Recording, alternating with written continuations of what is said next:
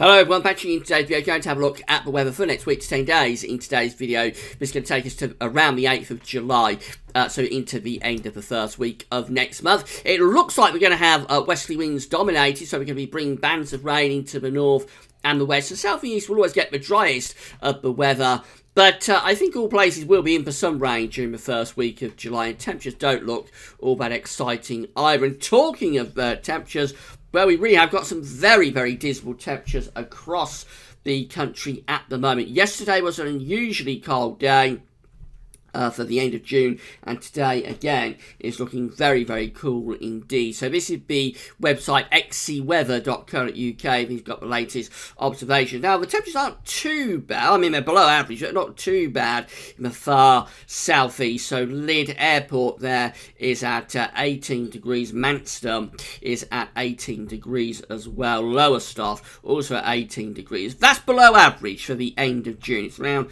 2 or 3 degrees under par, but it doesn't feel too bad in the sunny spells. But further north and west, the temperatures are absolutely atrocious. So, for example, at Wittering, just 14 degrees. Church Lawford, just 13 degrees. Now, that's got to be something like 6 or 7 degrees below average. Or to put another way, if you had temperatures with that sort of anomaly, 6 to 7 degrees below average, such as we see there at Church Lawford, in January, you'd be talking about maximum temperatures of probably -3 or -4 degrees. Going further north, it's even cooler. So at Leek Thorncliffe, it's just 10 degrees. Leeds and Bradford Airport, 13 degrees, absolutely atrocious. Walcott, 15 degrees. Get up into Scotland, where it's also pouring with rain. And, yeah, it's even colder. So Strathallan at 12 degrees. Tulloch Bridge at just 9 degrees. And Aviemore at 9 degrees. Well, barely making it into double figures. And over across in Northern Ireland, also very, very cool. Belfast Airport is at 11 degrees. Ballypatrick Forest at just 10 degrees. So utterly atrocious temperatures across the country today for the end of June. That is very, very dismal. I think the worst with these temperatures is nearly over now. We should see things a little bit milder tomorrow. However, there will be more of a northerly wind, so it probably won't feel any better. And then over the weekend, we should see the temperatures gradually beginning to get back towards normal. But certainly for today, again, same as yesterday, unusually cold temperatures out there. Wrap up warm if you're off out and about. So these are the GFS temperature, and these are the GFS 500 millibar height anomaly flowcharts for the next week to 10 days from the PSU website, Penn State University. We've got the ECWF here with the 500 millibar height anomaly flowcharts on the top, and the GFS, we'll have a look at that in a moment, is on the bottom. 500 millibars, 8,000 feet is an area in the absolute high pressure and low pressure, being moved around by the jet stream running above. Red extrapolates high pressure, blue to low pressure. It shows the ECWF here that we've got an area of above average height, which is high pressure around the Azores. Below average heights are up to the north, and the black lines are bringing, or is bringing, the jet stream in across the Atlantic through the UK and into Europe. So that looks zonal, it looks westerly dominated, it's Atlantic driven. This ridge down here in the southwest would probably bring some dry conditions at times in towards England and Wales, and the below average heights of low pressure up to the north will bring some bands of rain into Scotland. And overall there would be rain even down in the southeast at times, albeit showery in nature.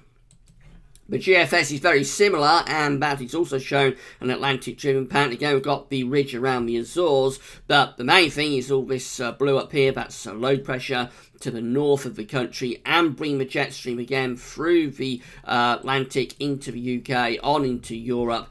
And if anything, it's more unsettled, this, because it's a larger, more extensive area of below-average heights to the north. So it's deeper low pressure, if you like, but will bring more vigorous bands of rain across the country at times. Both models in agreement for a westerly first week to July.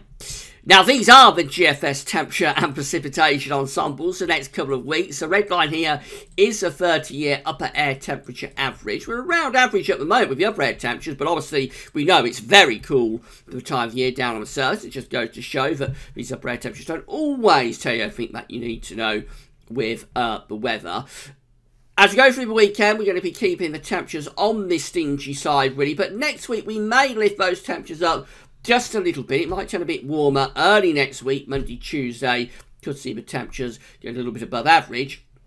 But the second week of July, and that's this period just here, actually we're cooling off again. So going cooler than average in the second week of July, albeit that's quite a long way off. Precipitation looking like this, and there's regular rainfall spikes coming through essentially. We have got a drier slot around the weekend and into the start of next week. But other than that, it looks overall quite changeable, really, with regular bands of showery rain coming through on those westerly winds. That's the ensemble for London. This is Manchester.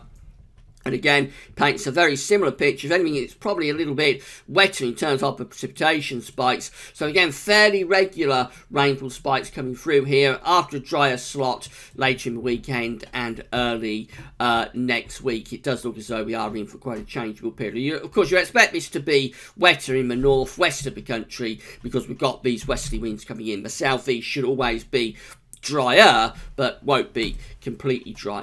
Temperature anomalies for next week. This is from the 29th of June to the 7th of July, looking cooler than average. We're not alone. Many northern, central, western parts of Europe also coming out cooler than average. The heat is down in the southeast of Europe. Rainfall anomalies look like that, so generally it's on the average to above average side with precipitation.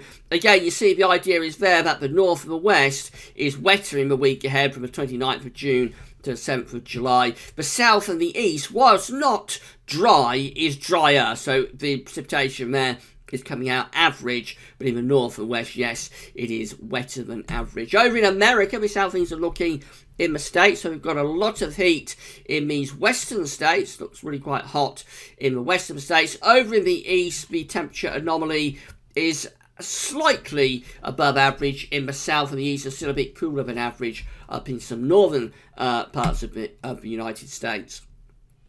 Precipitation for America looks very significantly drier than average out in the west, so the western part of America is hot and it's also very dry as well. Over in the east, so the central states look a bit wetter and then it gets drier again as we head towards the eastern sea. But I think overall it's an east-west split both in terms of temperature and in terms of precipitation. Here's how the GFS looks for Sunday then. We're bringing these westerly winds through. Now, I don't think we're going to have too bad a weekend. We are going to get an extension from the Azores high over weekend. So it should deliver a reasonable amount of dry, and for the south, fairly warm weather. I think temperatures in the north will still be quite cool. And that ridge is still hanging on there in the south to the start of next week. So Monday, Tuesday could deliver some quite decent weather. We might get temperatures up to around 24, 25 degrees down in the southeast. So that could be summer light conditions coming back. It's going up into the mid-70s Fahrenheit. Will be quite pleasant.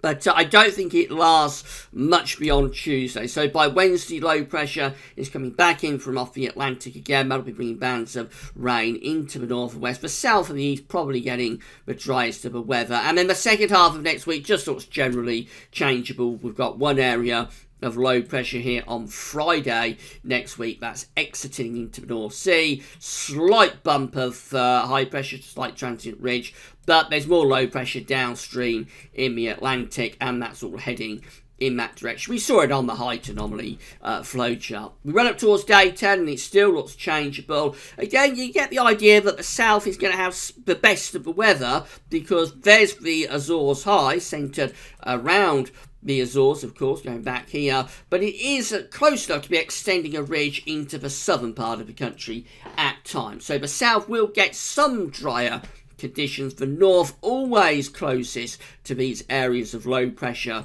will be most unsettled.